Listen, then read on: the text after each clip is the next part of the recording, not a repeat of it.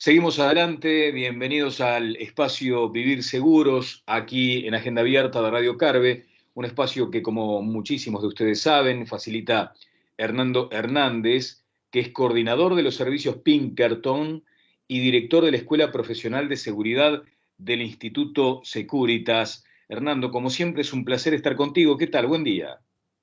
Igualmente para mí y para toda tu audiencia, para estar con tu audiencia, me reconforta y intentar seguir aportando a una vida más segura.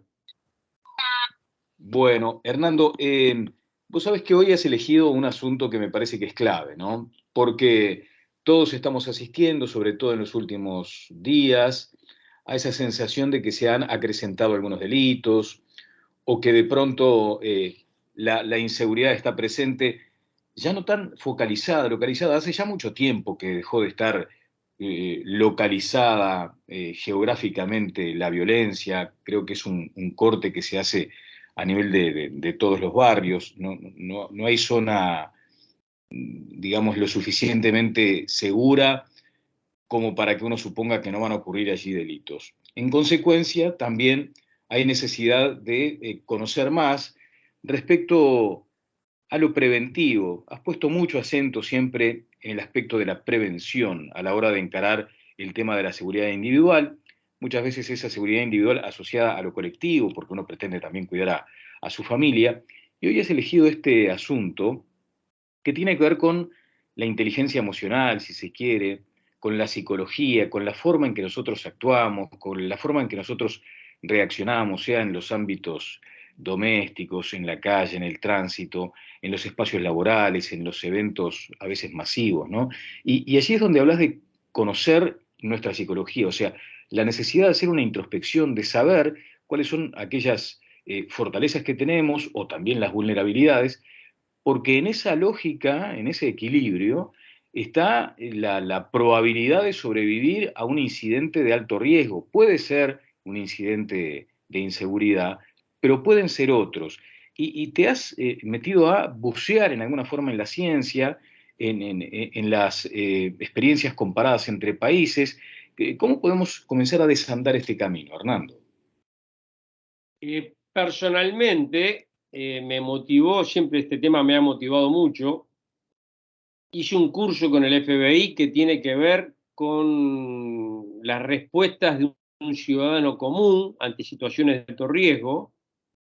Pero quise hacerlo extensivo y comparado a otras realidades, que no sea solo la norteamericana. Ahí me llevó a estudiar tanto en el Reino Unido, que son los número uno en el estudio de la reacción humana a los accidentes aéreos, que dentro de los accidentes ha sido de los estudios científicos más profundos en cómo reaccionamos.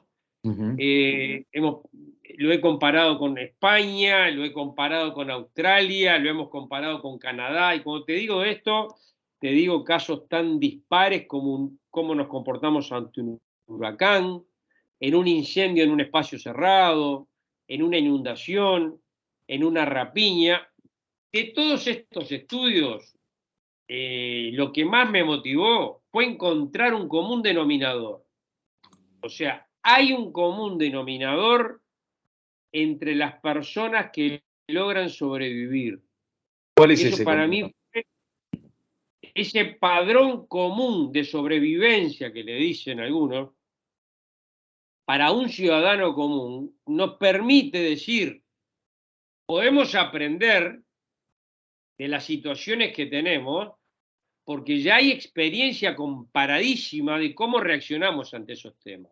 Ajá. Lo otro que me motivó mucho es en entender y recordar. ¿Cuál es el contexto? El contexto es que casi todos estos temas ocurren previo a la llegada de una fuerza policial, la fuerza de los bomberos, la fuerza de la seguridad privada, la aviación. O sea, casi todo ocurre en esos minutos de oro, 3, 4 minutos de oro, le dicen, de vida. Y la tercera constatación, que es increíble, es que nuestra personalidad tiene ciertos rasgos, ciertos matices de lograr cambiarse, es maleable en algunos sentidos. Entonces, tenemos la experiencia comparada, tenemos el común denominador de qué hacen los que logran sobrevivir. Sabemos que depende parte de nosotros, o sea, no solo tomamos la realidad de lo que pasa en el entorno. Entonces podemos incidir en nuestra posibilidad de sobrevivir y en nuestros seres queridos. Eso es la mayor motivación. Claro, claro. Vos mencionabas, Hernando, allí lo del común denominador ante estas circunstancias. Después te voy a consultar, porque de pronto todos hemos escuchado lo que somos capaces de hacer ante una situación de estrés, ante una situación a veces de miedo. Y decimos, ¿cómo puede ser que yo haya podido saltar ese muro tan alto porque me estaba corriendo un perro enfurecido? Entonces, hay algo, hay una fuerza como oculta que precisamente se pone de manifiesto en circunstancias críticas. Estoy poniendo el ejemplo de pronto más infantil, ¿no? Porque a todos nos pasó de salir correteados por un perro, pero después, claro, estás hablando de circunstancias extremas. O sea, ¿cuál vendría a ser ese común denominador de sobrevivencia? Ese común denominador, para poder entenderlo, pasa por tres etapas que son variables de acuerdo al evento, que, como te decía, puede ser distintos tipos de eventos, de un accidente en un auto, de un accidente aéreo, hasta que me copan mi casa o tengo una rapiña cuando voy a pedir un préstamo. Pasamos por tres etapas psicológicas que están bastante entendibles y estudiadas, que son, primero, una etapa de negación, después hay una etapa de análisis y después hay una etapa de toma de decisiones. Todo eso en cuestión de segundos, además, ¿no? Todo en cuestión de segundos y que obviamente es variable. Pero en esa etapa de negación, y yo acá estoy resumiendo algo que es parte de un curso, que después te lo comento, pero por el tiempo disponible, entender la generalidad del tema. En esa etapa de negación, ¿qué es lo que hace nuestro cerebro? Dice, en base a mis experiencias previas, esto que pasa es o normal o es anormal. O sea, clasifica de manera binaria. ¿Y cuál es nuestra tendencia? A pensar que siempre es normal. O sea, tú estás en la radio, se prende fuego, vos tendés a pensar que ahí alguien está calentando algo para tomar mate y se le prendió la caldera. Nunca pensás que es un incendio masivo. El cerebro te lleva a pensar que la situación es normal. Caso que es tomado de ejemplo en los estudios clave, en el ataque a las Torres Gemelas, de las 3.000 aproximadamente personas que murieron, los aviones mataron a 500. Las otras 2.500 fue porque se negaron a entender que no era una situación normal. Ya pasaron 3, 4 minutos viendo cómo un avión derribaba el otro edificio y seguía su cerebro pensando que era algo normal. Esos 3, 4 minutos de negación llevó a que murieran 2.500 personas más. Esa etapa de negación, obviamente ahí vamos al tema que tú mencionabas, que es cómo percibimos el miedo. Y ahí está una de las claves que son las que tenemos que entender previniendo las situaciones, cómo nosotros percibimos el miedo, porque ese miedo puede hacer que esa demora sea tan crítica que nos lleve a arriesgar nuestra vida. O a tomar malas decisiones, ¿no? Porque en O a definitiva tú tomar malas mencionabas eso. decisiones. Primero la negación, ¿no? Después, bueno, configuro la realidad, digo, bueno, acá está pasando algo gravísimo, tengo que tomar una decisión. O sea, ahí me parece que la clave es tomar decisiones y no bloquearse por el miedo. Claro, me adelanto a revertirte un concepto que es bastante común, es que lo ideal es que la decisión sea solamente racional. Lamentablemente tengo que comunicarte que no es así. Claro.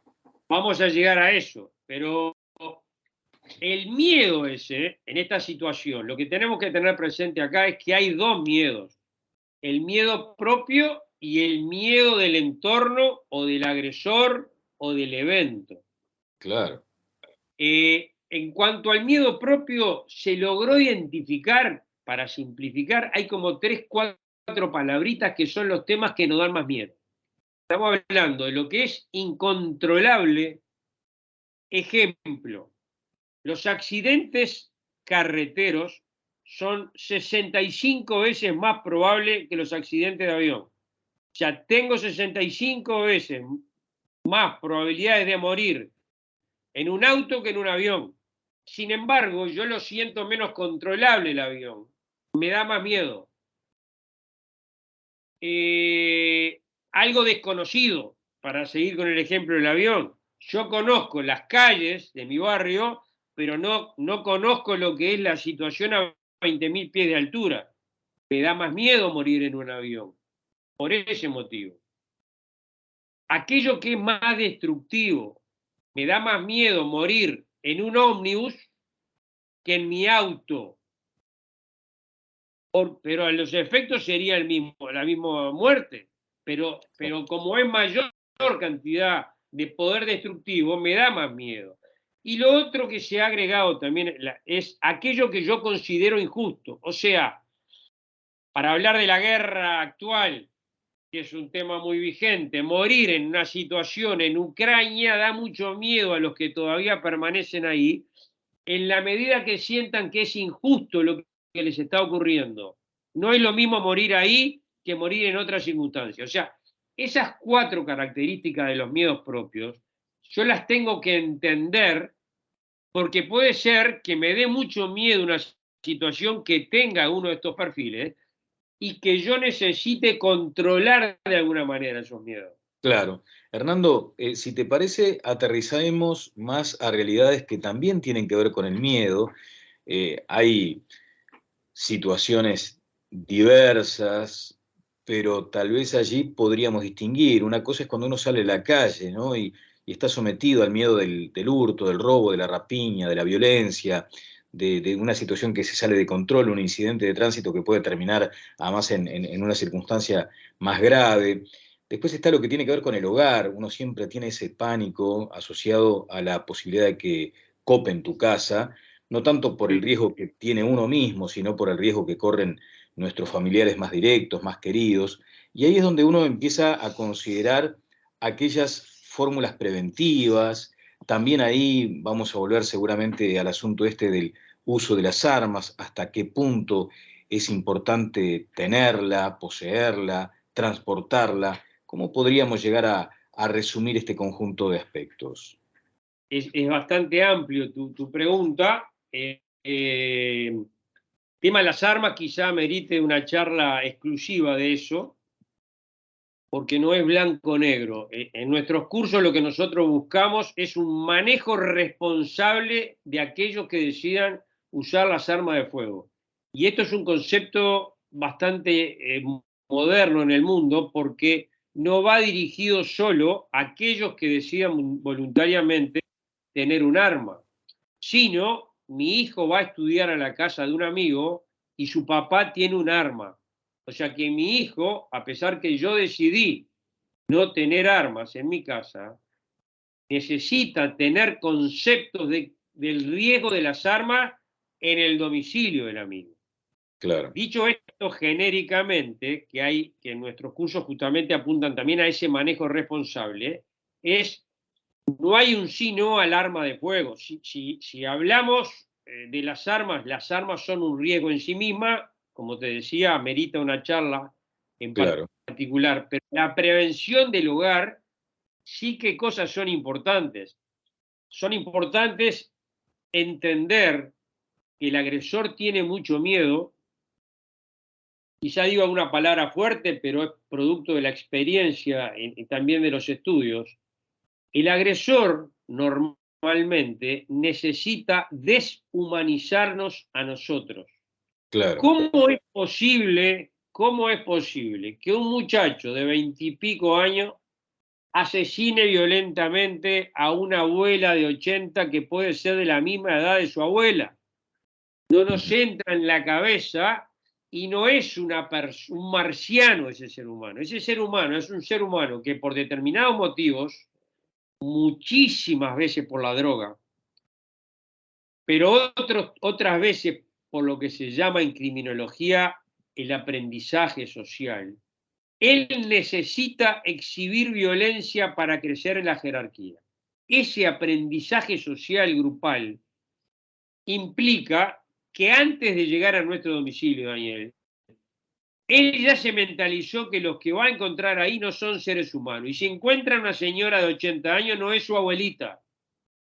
Y si nos encuentra a nosotros, no somos un papá, una mamá y un hijo. O sea, Ahí hay una fenomenal diferencia porque muchas veces uno cree efectivamente que va a haber reacciones humanas del otro lado cuando pide piedad, imaginemos, ¿no? Y a veces uno cree, ¿cómo le vas a pedir algo a alguien que va jugado? Ese es el término que muchas veces se utiliza. O sea, cuando ellos ingresan, ellos van jugados, no sé si tanto por el miedo, sino porque simplemente lo toman como algo muy funcional a sus intereses. O sea, ellos van a hacer lo que tenían previsto, sin medir las consecuencias, tal vez. claro, exactamente. O sea, aquí no estamos abriendo un juicio de valor sobre la persona, si es mejor ser humano que yo o no. Lo que sí estoy advirtiendo, que en esa prevención, la persona que tengo allí no hace siempre un análisis racional de la situación. Entonces, por eso yo trato, necesitamos no cuestionarle su dominio del entorno. O sea, la persona entre a mi casa o entre en un lugar, a una oficina de trabajo, es quien la que domina. Y yo no debo hacer nada en contrario para discutirle, cuestionarle su control del entorno, porque esa es parte de la película. Él antes de entrar, probablemente, si es un negocio, tuvo 2 o 3 días antes entrando a ver cómo era la situación. Y en Sí. esos 2 o 3 días lo que hizo fue prepararse para ir a dominar ahí, Ujú. para no ser cuestionado y para deshumanizar, si es necesario, Claro, a la claro. situación.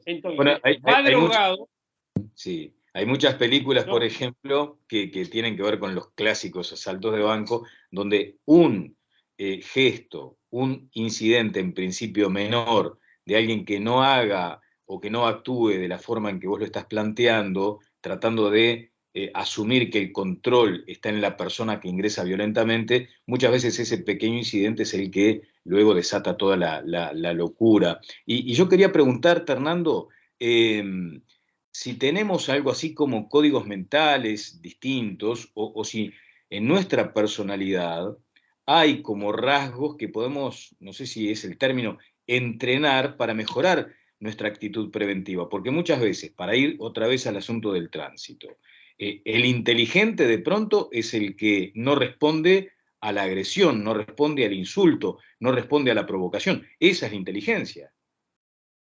Es así. Ahí sí, como te decía, lo interesante de estos estudios científicos comparados es que nuestra personalidad tiene una cuota de ser maleable.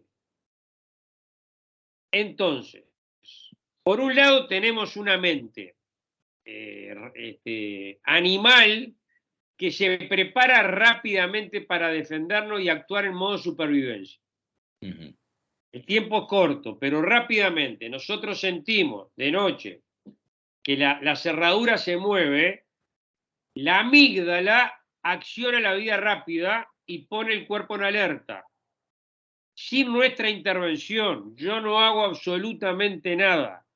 El cuerpo se pone en modo supervivencia y se prepara, segrega hormonas del estrés, que nos dan más fuerza, las que son todas conocidas por casi todos, eh, algunas que nos dan más fuerza y velocidad. Hay como dos vías. Tenemos la adrenalina que da esa fuerza y velocidad y que quienes pasan por esa situación la sienten como un sabor amargo después que pasó una crisis. Y después está el cortisol, que lo que hace es sacar todos los recursos finos del organismo para emplearlos en la situación. Por eso, cuando estamos muy nerviosos en un avión, es difícil colocarse una máscara. Por eso cuando voy a bucear puedo a veces... ¿Por qué? Porque el cortisol dijo, todo lo que estás empleando lo vamos a emplear en sobrevivir. Esa primera reacción automática en la cual no intervenimos. Importante, no intervenimos. Nosotros, ¿en qué necesitamos intervenir? En que esa creciente nivel de estrés nos da al principio más fuerza, más velocidad, lo que tú decías del papá con el hijo, es absolutamente real, pero cuando pasa ciertos límites, que son los que están estudiados, llega a alterar nuestros estados físicos, llega a alterar nuestra conciencia, llega a alterar nuestro concepto del tiempo, llega a alterar nuestra visión, lo que le dicen Es cuando empezás a ver todo rojo, como se dice. O sea, cuando ya... ahí está. Entonces, está para responder a tu pregunta y por el tiempo disponible. Lo que dice la ciencia es, no es mente humana racional versus la mente animal, y lo importante es que nuestro raciocinio domine con los lóbulos frontales que tenemos, que es donde tenemos aquí lo que piensa y que recibe el mensaje más lento. O sea, el mensaje rápido va de la amígdala y pone el botón de pánico. Si el tiempo da por la amenaza, el mensaje va más lento aquí a la frente y ahí procesan la información si está correcta o no. El tema Claro. es que no siempre el tiempo me lo permite. Ahora, ¿qué es lo que dice la experiencia? Y te dejo la idea final. Sí. Que lo ideal es conjugar la mente un animal con la mente racional y encontrar ese rango medio donde tengo un mejor desempeño. El Ejemplo, equilibrio. Suárez, necesitamos que no muerda orejas, pero necesitamos que esté con un nivel de estrés medio que haga goles que otro quizá no puede hacer. Si estuviera tan tranquilo, no haría los goles. Si yo llego a un nivel de control del miedo tal, no tengo la fuerza para poder defenderme, ni la velocidad para correr, ni la ira para poder defender mi vida, ni la tranquilidad de espíritu. Esa zona media que reúne las dos es la que nos da mayor posibilidad de supervivencia. El equilibrio. Hernando, ya en el cierre, antes además quería hacer como una especie de asterisco ahí, ¿no? Porque uno toma decisiones en frío, muy racionales, que luego se transforman en malas decisiones en circunstancias de tensión. Y voy a un ejemplo concreto. En las películas, ¿no? Vemos claramente el clásico bate de béisbol, que lo ponemos en el auto, para sentirnos como más envalentonados ante la eventualidad de una circunstancia de tensión, ¿no? Eso es lo que tomamos racionalmente como decisión, decir, bueno, yo voy a llevar este elemento. Ahora, ¿qué pasa? Un día efectivamente sucede el momento de tensión y lo que habíamos tomado como una decisión racional termina transformándose en un problema porque salimos con el bate de béisbol pretendiendo agredir al otro y a partir de ahí pueden desencadenarse una cantidad de circunstancias muy complejas. La pregunta es súper pertinente y súper real.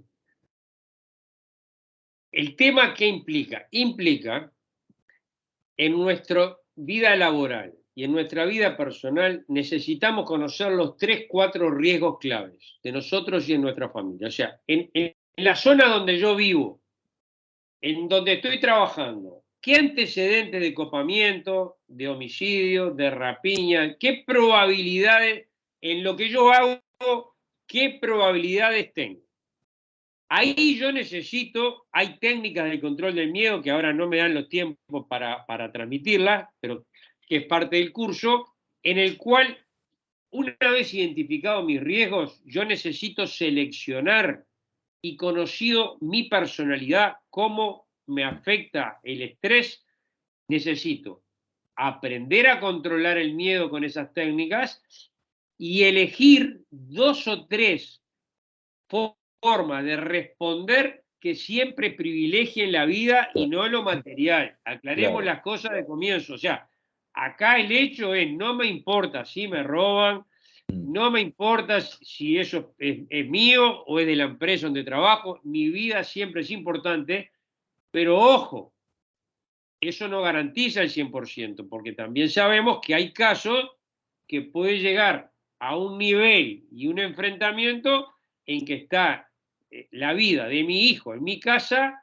que quieren Claro. secuestrar, entonces ¿yo qué hago? Por eso necesito pensar en 2, 3, 4, no más, situaciones tipo elegir mi personalidad y decir, perfecto, yo estoy trabajando en esta zona, si me pasa esto, siempre buscando las técnicas del control del miedo, que las tengo que practicar antes, manejando la situación, pero si eso llega a tener riesgo de vida, ¿cómo me defiendo? ¿Qué haría concretamente? Y ahí aplico lo que es la mente mágica, por hablar de uno de los conceptos. Imaginarme que haría en esa situación para ya estar preparado, porque si ocurre, yo ya la hice en la mente, pero Claro, no puedo planificar cosas que después claro. mi personalidad no me las avalen. Claro, claro.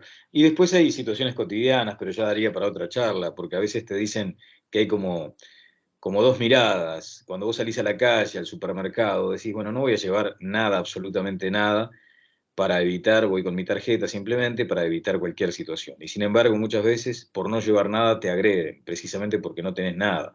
Entonces ahí decís, bueno, y en todo caso, llévate algunas monedas, llévate alguna plata chica Pero, como para salir de la situación. Aún así, también a veces se complica. Después está el tema de los entornos. Una cosa es aquellos trayectos que uno elige para su cotidianeidad y después los que te puede llegar a imponer el propio trabajo. O sea, cuando te manda a situaciones de conflicto, vos ahí de pronto tenés que entrenar mucho más la posibilidad de administrar tus miedos, porque si la empresa te manda a lo que a veces se llama como barrios de alto riesgo, bueno, seguramente allí será mucho más importante tomar en cuenta estas técnicas del control del miedo. Todo esto está entonces resumido en un curso, Hernando. tenemos unos cursos que han tratado de, después de esa experiencia comparada que me motivó bastante, lo que tratamos de hacer es bajarlo al Uruguay. Claro. Tenemos unos cursos virtuales con videos hechos en las calles de Montevideo, de subir a un auto, de subir a tu casa, y también lo complementamos con aquellas personas que quieran usar un arma de fuego, Claro, enseñarle de manera práctica y responsable a emplearla. O sea, están las dos personas, las que quieren conocer la autoprotección sin armas de fuego, que es muy respetable, aquellas que además quieran aprender y tenerlo legalmente y conociendo el uso del arma de fuego, que también es respetable, pero siempre y en todas circunstancias, tener esos 3, 4 planes previos en base a mi riesgo propio y donde la vida siempre es lo primero. bien. Hernando, como siempre, ha sido muy grato estar contigo en este espacio. Aprovecho para dejar de nuevo, si me permitís, Daniel, Claro. www.certificacionseguridad.com en la página donde tenemos estos cursos y muy buena jornada para todos. Un abrazo, que pasen todos muy bien.